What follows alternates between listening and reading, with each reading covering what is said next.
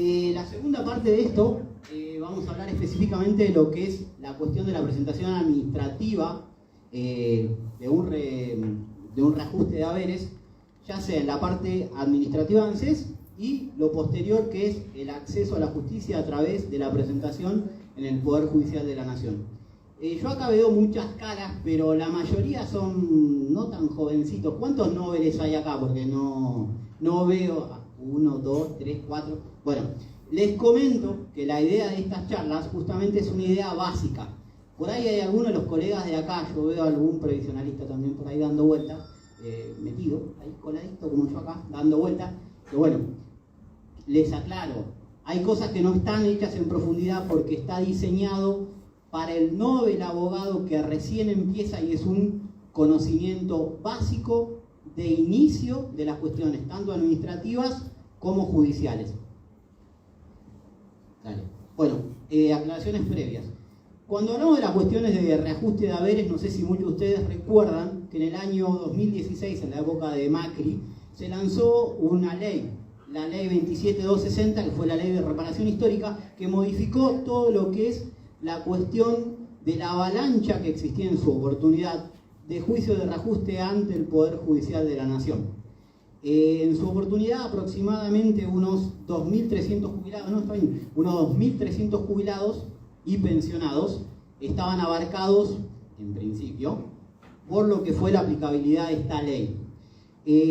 Hoy por hoy, todas aquellas personas que quieran hacer un reajuste tienen que ser muy cautos. ¿Por qué? Porque está muy limitado, independientemente que hoy por hoy, según cálculos establecidos en el año pasado por Infobae, habla de que había aproximadamente 1 millón de personas que tenían o reunían los requisitos para poder reclamar o tener un acceso a lo que es un... ahí está. Bueno, esta es una jurisprudencia, no viene al caso, pero bueno, la pongo así específico, de lo que en su momento fue, cuando salió el tema de la reparación histórica, había mucha gente que, por lo menos a mí me pasó, que venía y me decía: doctor, ¿qué hago? Yo tengo la reparación, pero me están ofreciendo, o tengo un juicio, ¿qué hago? Bueno, en su momento, la jurisprudencia, la Corte Suprema de Justicia de la Nación, dijo que cuando uno tiene un juicio, si voy muy rápido o alguien no entiende, avíseme porque yo soy de locomotora Castro.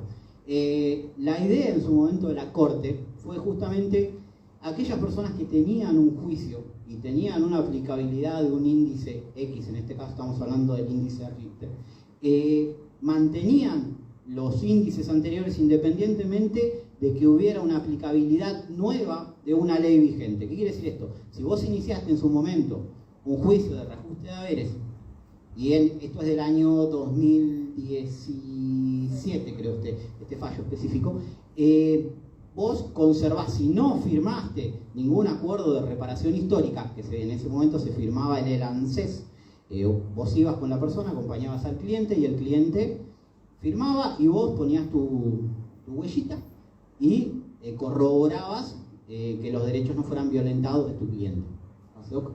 Bueno, acá lo que dije, posteriormente a la ley de reparación histórica, se presume que existen aproximadamente 1 millón de personas que no están percibiendo lo que corresponde. Estos obviamente los datos tomados del año pasado y de Infobae.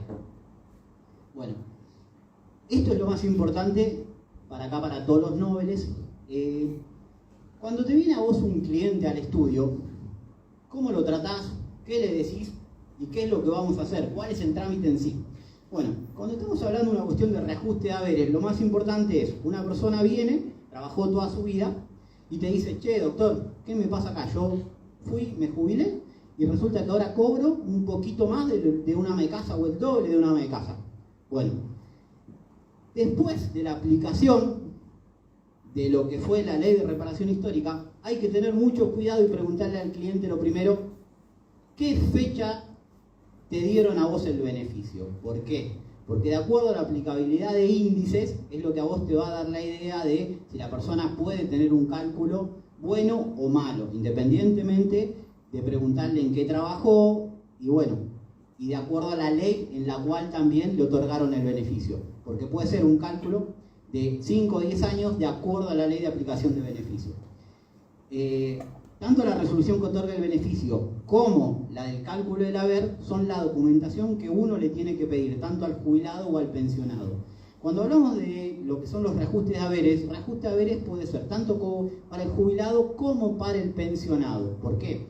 Porque a veces puede ser el señor que viene y te dice, yo trabajé toda mi vida, ¿qué me pasa? O el señor estaba trabajando en actividad, fallece, tenemos una viuda de pensión directa, y la viuda también tiene el derecho a aumentar su cuestión de pensión, pero siempre con otros índices. Tenemos en cuenta que cuando hablamos de pensión, los índices de pensión son inferiores a los índices jubilatorios, que tienen montos de cobro bajos.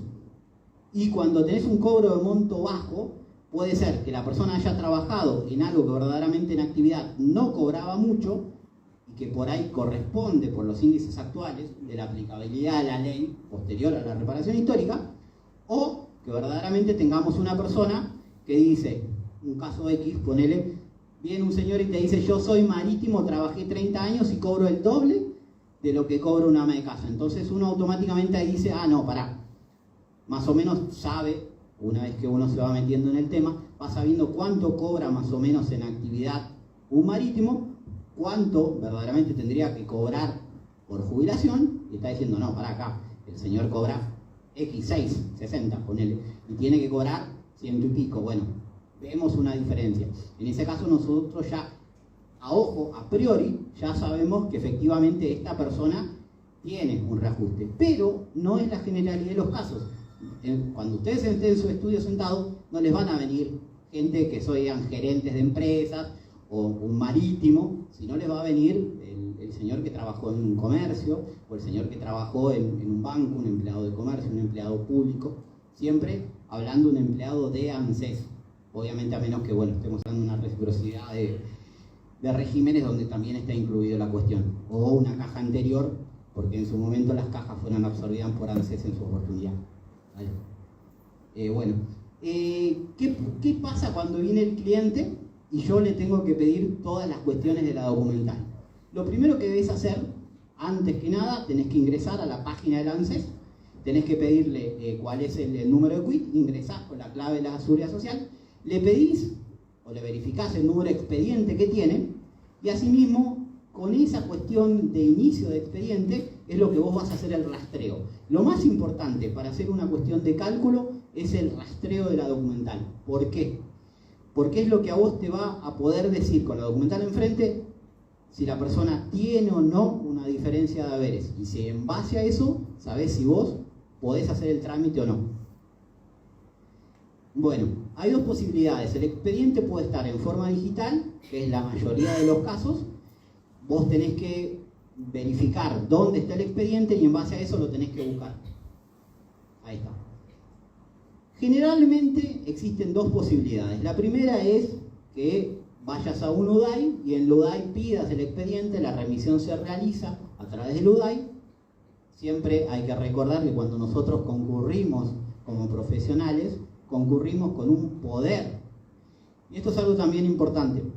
En el caso que la documental no se consiga, o sea muy complicada de conseguir, porque hay muchas veces que hace aproximadamente unos 3-4 años hubo un incendio muy grande en el Archivo General de San Martín y muchas de las cuestiones históricas que no estaban microfilmadas se perdieron. Entonces, supuestamente las están reconstruyendo, supuestamente tarda más tiempo en llegar al UDAI, en caso que uno lo pida por UDAI.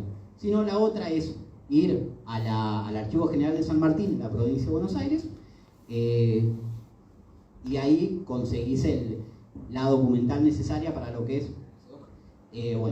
Ahí me tomé el trabajito de copiar, lindo de cómo se puede hacer. La cuestión de. Sí, porque a veces el hablar es medio complicado acá. Bueno, las dos cuestiones. Podés ir al Archivo General de San Martín y el Archivo General lo buscas. Cosa que para que nosotros que vivimos en Corrientes es medio complicado. ¿Por qué? Por los plazos que también uno tiene. No se olviden que estamos hablando de plazos burocráticos y muchas veces por ahí vos vas y te dicen sí, venga en tantos días, te damos un turno, y cuando vas el expediente no lo tenés. Y si tenés que ir a San Martín, provincia de Buenos Aires, para buscar un expediente, te tomás el flybond y vas y resulta que no está, estás gastando plata que todavía no tenés, porque al cliente no le vas a cobrar en principio toda esa plata. Bueno, cálculo. ¿Qué pasa una vez que se obtiene la documental? Lo más importante es que el cálculo tiene varias formas de ser hecho y no todos los cálculos te dan lo mismo, hay una pequeña diferencia. Hay 3 sistemas específicos en la República Argentina para calcular un reajuste de haberes. Son el sistema Moreno, el sistema Jáuregui y el sistema Blue Corp. Particularmente a mí me gusta el sistema Blue Corp. El Jáuregui lo he usado algunas veces, pero lo que tiene Jáuregui es que te pide mucha mayor documental que el Blue Corp. Es mucho más específico, pero el Blue Corp es más fácil.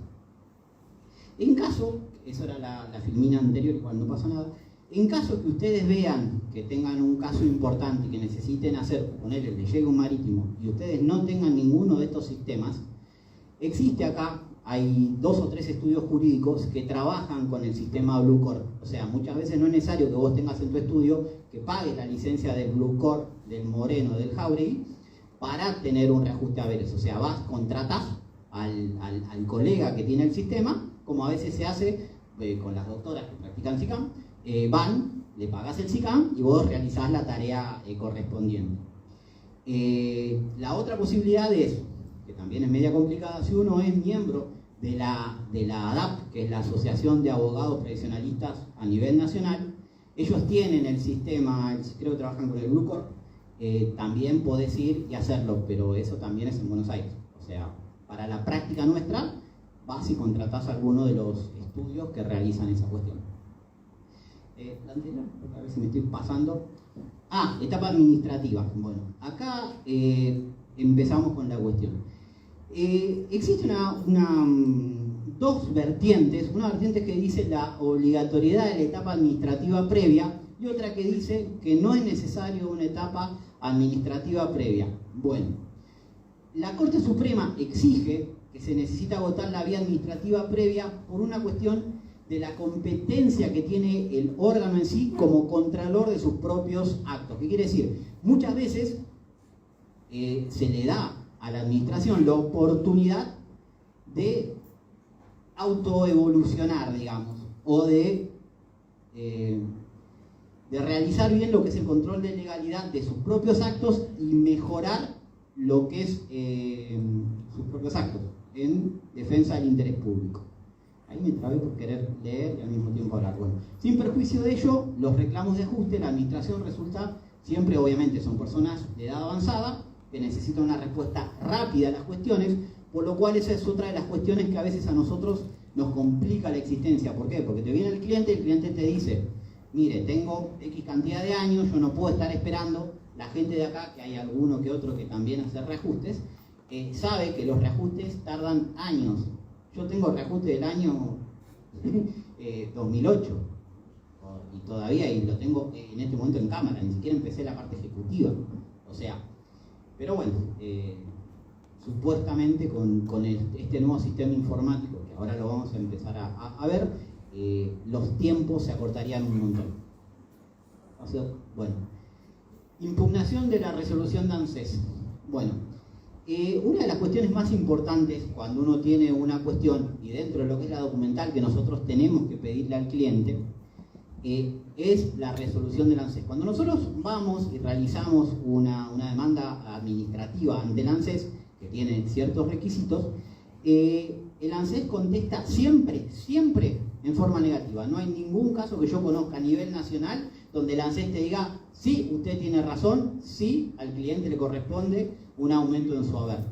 Entonces, los jueces analizan en modo especial la habilitación de instancia. ¿Por qué? Porque justamente el artículo 15 de la ley 24.463 habla de la impugnación de las resoluciones de ANSES y la denegatoria. Acá está el articulito. Esta ley específica, modificatoria de lo que es la ley de procedimiento administrativo, la ley 19.549, habla de que las resoluciones administrativas a nivel nacional son tratadas por los jueces federales de primera instancia de la Seguridad Social. O sea, de esta forma automáticamente la misma ley te está diciendo que tenés habilitación directa para llegar a a la justicia federal. Exactamente. Esta es la postura que no es mi postura. Cuando ANSES te niega rotundamente el derecho y te dice que no existe un derecho, obviamente no estamos hablando de una inexistencia de falta de legitimación o vía administrativa.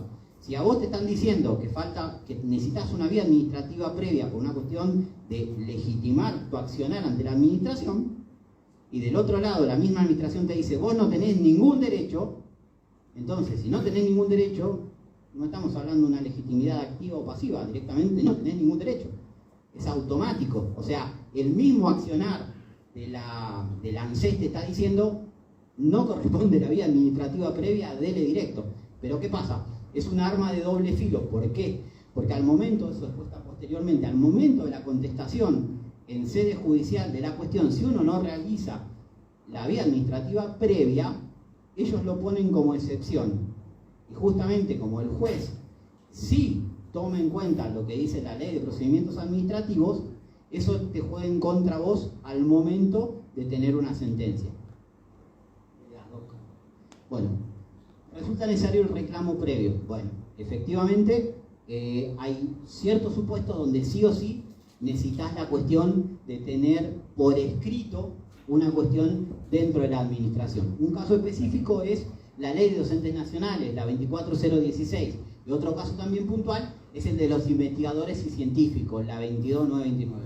Bueno, en estos casos puntuales existe una discrepancia. ¿Por qué? Porque en su oportunidad acá lo que se estaba hablando es la constitucionalidad de la vigencia de estas leyes. Entonces uno lo tiene que poner por escrito para que justamente al momento que vaya a sede judicial el juez pueda valorar la existencia de esta ley y si la aplica o no. Y como la justicia efectivamente dice que esta ley está en vigencia, vos la tenés que poner por escrito en la vía administrativa previa. Bueno, mi postura obviamente expresé que tenés que tener una resolución negativa de ANSES por escrito para habilitar la vía judicial, siempre hablando dentro del fuero federal. Acá, independientemente que nosotros estamos hablando desde el colegio público de una primera circunscripción provincial y la mayoría de personas de acá seguramente ejercen en el fuero provincial, no hay que olvidarse que todas las cuestiones de ANSES se tramitan a través de la justicia federal. Uno necesita una matrícula federal, que es la matrícula federal del interior, para poder acceder a la justicia federal. Bueno, requisito de la presentación administrativa. Tenés que tener, obviamente, una fotocopia del DNI, el reclamo del reajuste, o sea, el escrito, obviamente, el poder otorgado, que te otorga a vos, que puede ser certificado ante la policía, certificado ante escribano, y ahí me quedo. Sí, el de Lodai. Cosa rara, porque nadie generalmente te va a certificar un poder Lodai. No te quieren certificar. Bueno, la constancia del quill del actor, el tele, que ubicación del expediente administrativo, y la fotocopia de la credencial de abogado de cada uno. Acá, con el tema de la credencial de abogado de cada uno, pasan dos cuestiones. Hay muchas veces que uno va con la credencial del colegio público de acá, y el ANSES después dice, esa no es una credencial válida. ¿Por qué? Porque uno verdaderamente tiene que tener la credencial del Poder Judicial de la Nación, dada por alguna de las cámaras federales a nivel nacional. Entonces, ahí hay una pequeña dicotomía. Técnicamente, cualquier tipo de credencial te habilita a vos como abogado. O sea que técnicamente uno puede ejercer. Pero bueno, es una apreciación que tiene internamente ANSES. Ojo, eso quiere decir que después a futuro, cuando vayas a la justicia federal, sí tenés que llevar la que corresponde, la que es para ejercer dentro del foro específico. Bueno, la contestación de ANSES como acto válido y para la habilitación de la instancia. Bueno, cuando hablamos de estas cuestiones, muchas veces el ANSES lo que hace es omitir ciertas cuestiones que después a futuro a nosotros nos van a costar en gran medida tiempo y algún que otro dolor de cabeza. ¿Por qué? Porque hay ciertas cuestiones que son necesarias, como el número de expediente, el nombre completo y DNI de la persona, la autoridad que lo dicta, en este caso el ANSES, los vistos si los consideran tomar escrito ahí, y la parte resolutiva. Eso es lo que tiene la resolución del ANSES. Normalmente, hay que tener, en caso de algunos de estos puntos se encuentra de manera incorrecta, bueno, obviamente tenemos que tener en cuenta que independientemente de que nosotros estamos hablando de una cuestión de ANSES, dentro de todo lo que es la administración pública, la ley madre que rige la administración es la Ley de Procedimientos Administrativos, la 19.549, ¿no? Bueno, ¿qué pasa? La notificación, ¿dónde puede ser hecha? La notificación puede haber dos posibilidades: que vayan y se la manden al cliente, o que te la manden a tu estudio. Pero acá hay que tener dos cuestiones en relación a lo que es la denegatoria de ANSES. En relación siempre a la contestación, porque la denegatoria es la contestación, no existe que te digan que sí a algo en la ANSES. La primera, tenés la posibilidad de el silencio de la administración, que debe ser dictado dentro de los 90 días hábiles, y si la administración no se expide dentro de ese plazo, debemos presentar un pronto despacho. Si transcurren otros 45 días y no se expide, ahí sí iniciamos una demanda por silencio de la administración. En realidad es un amparo por silencio de la administración. Esa es una vía sumarísima en ese caso. Pero ¿qué pasa? El otro día alguien me preguntaba: Doc, ¿pero qué pasa? Eso no está en contra de lo que dice la Ley de Procedimientos Administrativos, porque la Ley de Procedimientos Administrativos, la 19.549, establece otros plazos. Establece 60 días hábiles y 30 días posteriores. ¿Qué pasa? Bueno, la respuesta está que existe una ley, la ley 25.344, que es modificatoria de ese artículo de la 19.549. Y no hay que confundir lo que es el silencio de la administración con la mora de la administración. El artículo 31 específico de la Ley de Procedimientos Administrativos se usa más para lo que es la mora administrativa, no para el silencio de la administración en general. Bueno, la presentación de la demanda. Esto es algo también muy importante. Generalmente, viste que a veces nosotros estamos en el estudio y decimos tenemos 18 cosas al mismo tiempo. ¿Cómo son el tema de los plazos? Bueno, cuando vos hiciste, agarraste al cliente, lo viste, llevaste, hiciste todas las cosas, le hiciste todo, armaste la demanda, fuiste, te la contestaron, vos tenés un plazo. Si en ese plazo no la presentás ante la justicia, fuiste, tenés que volver a hacer todo el procedimiento de nuevo. Tenés 90 días hábiles para presentarla en el sistema del Poder Judicial de la Nación actualmente. Antiguamente se hacía presencial, hoy por hoy es todo virtual. Bueno, acá vamos a hablar de lo que es el inicio de demanda, que es la etapa judicial. Bueno, confección de la demanda. Esto es importante, estamos hablando de lo que es la demanda judicial. Hay que tener en cuenta que nosotros ya tuvimos la etapa previa, tenemos la denegatoria, tenemos todo el trabajo hecho administrativo. Nombre y apellido del demandante, esto es lo que tiene que contener la demanda, obviamente acorde al artículo 330 del Código Procesal Civil y Comercial de la Nación, que es el nombre y apellido del demandado, el nombre del demandante, objeto del reclamo, que tiene que estar expresado en forma clara y concreta, los hechos en que se funda, el derecho expuesto sucintamente y el petitorio. Y acá también es importante el acompañamiento de toda la documental que uno tenga. Y en caso que no tenga documental, tenés que enunciar en qué repartición pública está la documental faltante. Bueno, las inconstitucionales a plantear, bueno, se las dejo si quieren, se las puedo leer, pero en realidad son artículos específicos. Y después también acá tampoco puse, pero existen ciertos fallos que uno tiene que saber al momento de realizar una presentación de reajuste ante el Poder Judicial de la Nación, que son los fallos justamente de movilidad jubilatoria, que son el fallo Castro, el fallo Elif, el fallo Betancourt, Badaro 1, Badaro 2, Betancourt, bueno, y demás jurisprudencia que cada uno de los que acá en su momento realicen un reajuste de haberes va a tener que saberlo y va a tener que ponerlo dentro de lo que es la demanda judicial. Bueno, envío de la demanda, acá vamos a empezar por la parte práctica. Yo hice al revés que la doctora, yo empecé por la parte más complicada. Bueno, actualmente todas las diligencias del Poder Judicial de la Nación son en formato remoto. Esto quiere decir que todo lo que uno hace lo tiene que subir al sistema. Actualmente, para gestionar esto, como ya expresé antes, tenés que tener una matrícula en lo federal, tenés que concurrir al juzgado, en este caso a las cámaras, agarrás, pedís la clave específica, te dan un número de clave, te dan con tu quill vos ingresás, y ese es tu acceso a tu sistema dentro del Poder Judicial.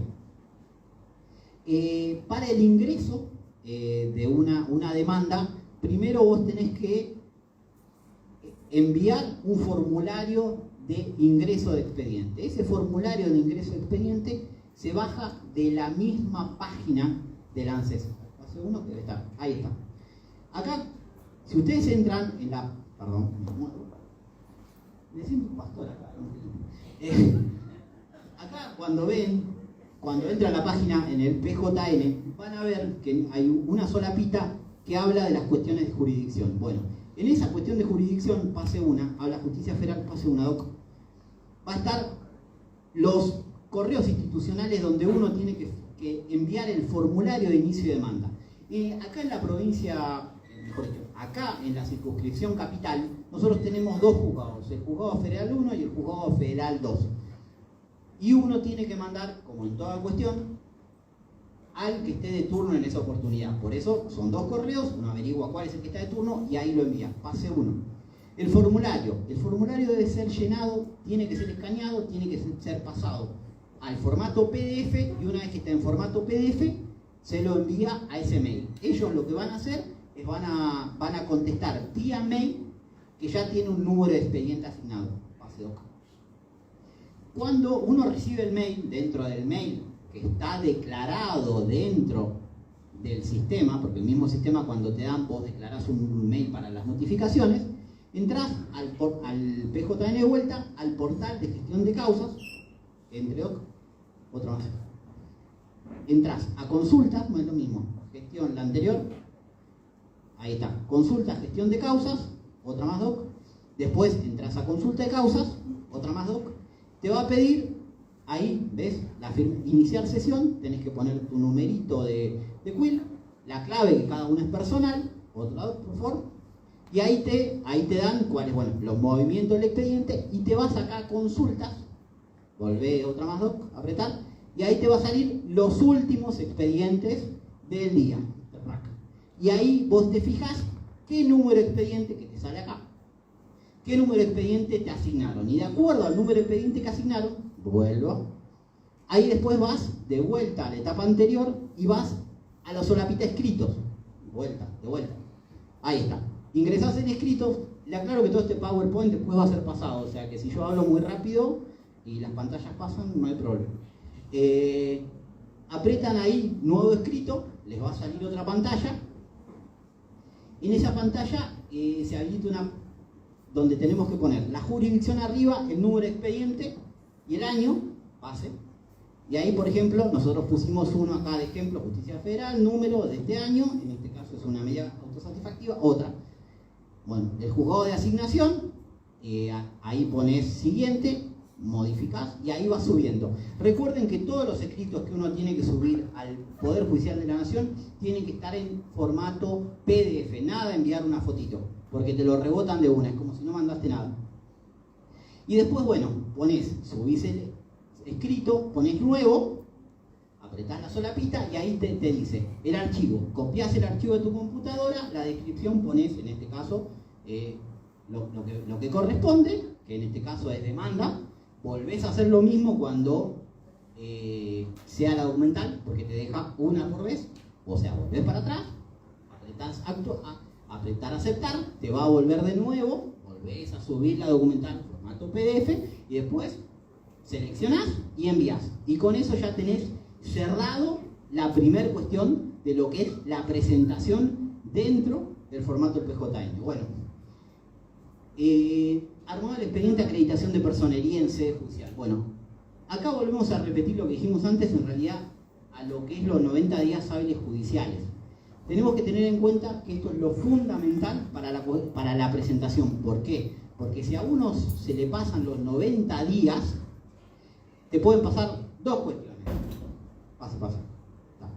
La primera cuestión, que después a vos te digan que sí, que no corre, que está bien, que no hay problema, corras el traslado al ANSES, y el ANSES después, cuando conteste excepciones, te va a decir: existe una falta de vía previa anterior, no corresponde, hay un planteo de prescripción y caducidad de instancia. ¿Qué hacen? Entonces, ¿qué pasa? El juzgado a esa cuestión lo que normalmente hace es en ese momento no dictamina sobre esa cuestión, sino que continúa el trámite y después te va a sentencia.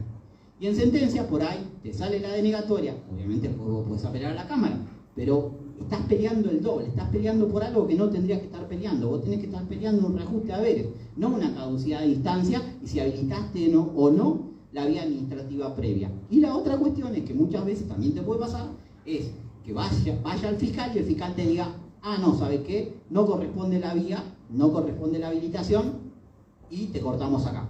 Que esa de última es mejor, porque no continúa todo el trámite. Pero ¿qué pasa? Vos le hiciste al cliente comer un montón de tiempo, perdiste un montón de tiempo y no pudiste empezar un trámite. Y tenés que volver a empezar todo de nuevo. Ahí está. Bueno, al armado de la demanda. ¿Qué es importante para el armado de la demanda? Tenés que tener, bueno, firmada, sellada. Tenés que tener un poder. El poder puede ser hecho por escritura o por el juzgado, que se llama carta poder. Bueno, tenés que tener el original de la resolución denegatoria, original, no fotocopia, original.